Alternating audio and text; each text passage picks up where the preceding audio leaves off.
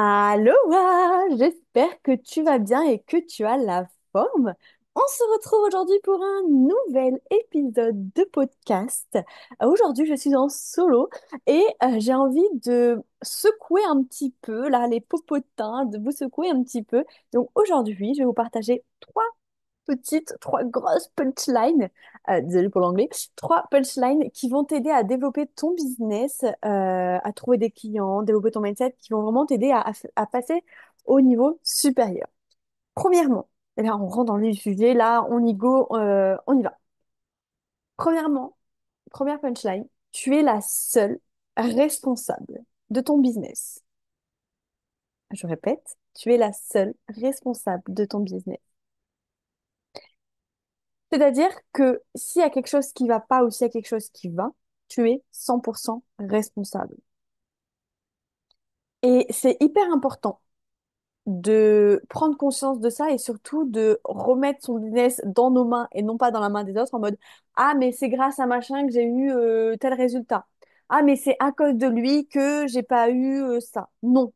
Là en fait tu donnes le pouvoir de ton business, de ta vie, en fait tu donnes le contrôle de ta vie, de ton business à des personnes qui sont extérieures à toi. Et ça ce n'est pas du tout possible parce que ton business c'est ton business. Ton business c'est pas le business de Jean-Paul de Claire, de Charles, etc. Non, ton business, c'est ton business à toi.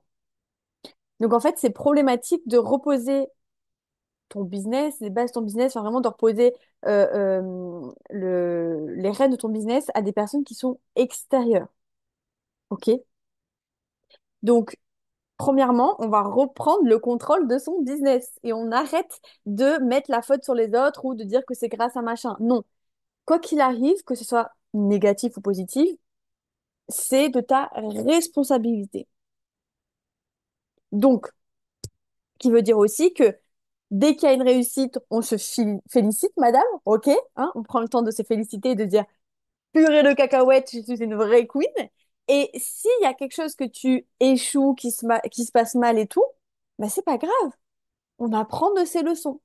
Le but, c'est pas que tu te flagelles, tu te dis ah, je suis trop nulle, je suis pas capable. Non, moi aussi je fais des erreurs, moi aussi je vis des échecs. Mais le tout, c'est d'en faire une leçon, c'est d'en faire une force. Ok? Tiens, d'ailleurs, partage-moi en commentaire sous la vidéo quelle a été ta dernière réussite et ton dernier échec. Donc, je répète, tu es 100% responsable de ton business. Deuxièmement, ah, celle-là, elle va piquer certains égos. Pendant que toi, tu doutes de toi et que tu ne sors pas de ta zone de confort, tu ne passes pas à l'action, tes prospects, qu'est-ce qu'ils font? Ils te voient pas, ils savent pas que tu existes, ou alors ils disent, bon, bah, elle n'a pas d'offre à me proposer, ok. Qu'est-ce qu'ils font, tes prospects? Ils vont voir tes concurrents. Parce que tes concurrents, eux, ils sont pas là en train de te dire, oh là là, mais j'ai des boutons, mais attends, mais qu'est-ce qu'on va penser de moi, et ci, et ça, et blablabli, et blablabla. Non, tes concurrents, ils passent à l'action. Ils y vont, eux. Eux, ils passent à l'action. Ils parlent de leur offre, ils parlent d'eux. Ils publient sur Instagram. Ils vont à des événements présentiels. Ils sont là, ils existent. Ils se montrent. OK? Et pourtant, ça les empêche pas d'avoir des peurs, eux aussi, hein. Parfois, ils manquent de confiance en eux, ils ont peur, ils se sentent pas légitimes parfois, mais ils y vont quand même. Et je répéterai jamais assez. C'est ça la différence entre une personne qui n'a pas forcément confiance en elle et qui ne fait rien pour changer ça, et une personne qui a confiance en elle et qui, ou en tout cas qui travaille sur ça, c'est le passage à l'action et surtout, c'est la capacité à rebondir. Donc je répète, pendant que toi tu doutes de toi, que tu restes dans ta zone de confort, que tu te caches, tes concurrents, eux, ils se montrent, ils sortent de leur zone de confort, ils passent à l'action, ils parlent d'eux, ils parlent de leur offre. Donc, tes prospects, qu'est-ce qu'ils font? Ils vont acheter chez tes concurrents. Et qu'est-ce qui se passe chez toi? Bah, toi, tu es là en mode ah, je comprends pas. Mes concurrents, ils ont des clients. Tu sais, tu vois leur story en mode bienvenue à machin dans mon programme, bienvenue à machin, bienvenue à machin. Ah, j'ai fait 100 000 euros de chiffre d'affaires et blablabla. Blablabla. Et toi, tu es là en mode mais je comprends pas. Mais pourquoi ils y arrivent et pas moi? Je suis trop nulle, oh, je le mérite pas. Non, c'est faux. C'est faux. Donc, tu sais, c'est un petit peu le cercle vicieux. En mode j'ai pas confiance en moi, donc je parle pas forcément de moi, je parle pas de mes offres. Du coup, bah, je vends pas parce que mes prospects, ils vont chez les concurrents qui, eux, parlent d'eux. Du coup, bah, comme mes prospects viennent pas chez moi, je vends pas.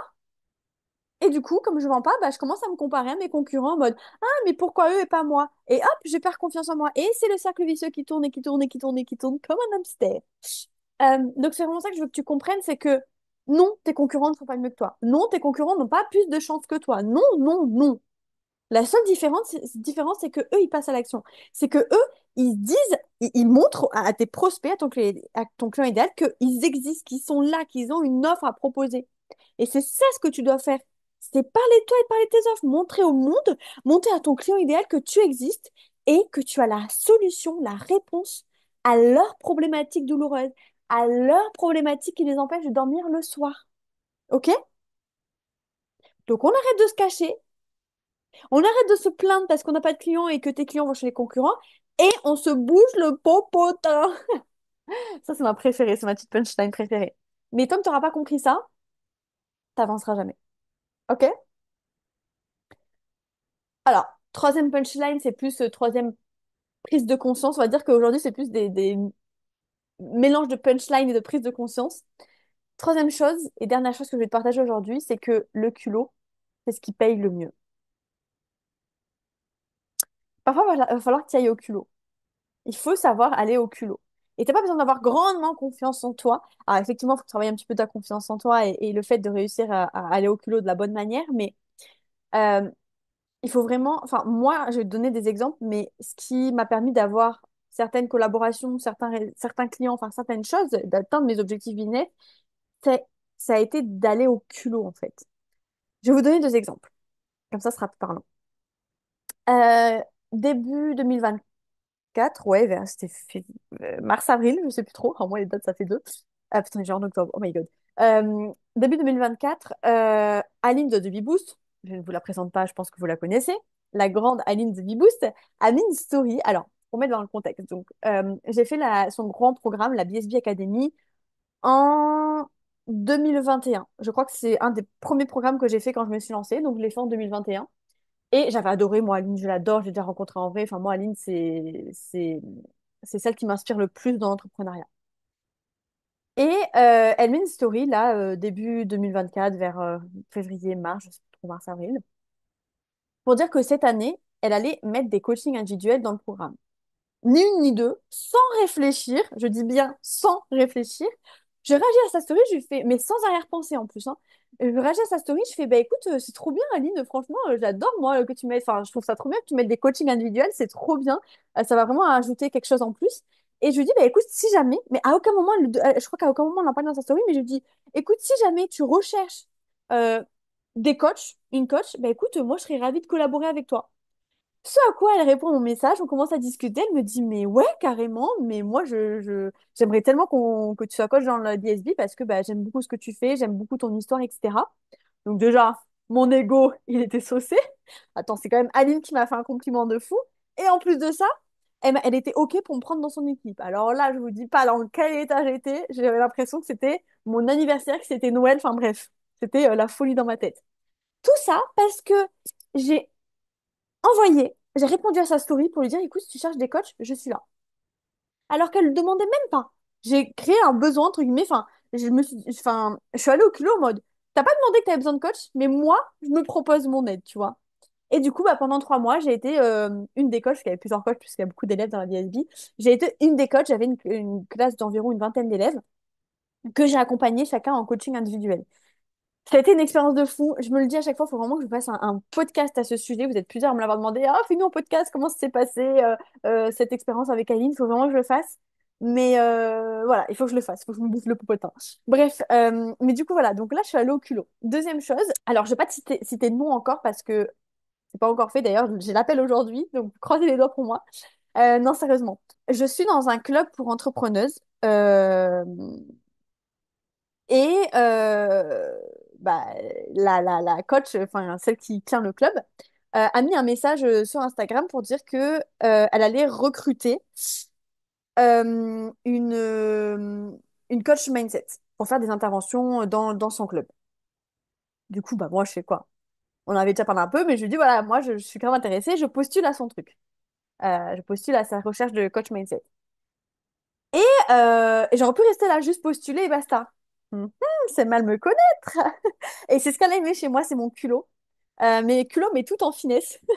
Et en fait, du coup, donc je suis dans le club. Donc en fait, on a fait une intervention sur le storytelling il y a quelques jours.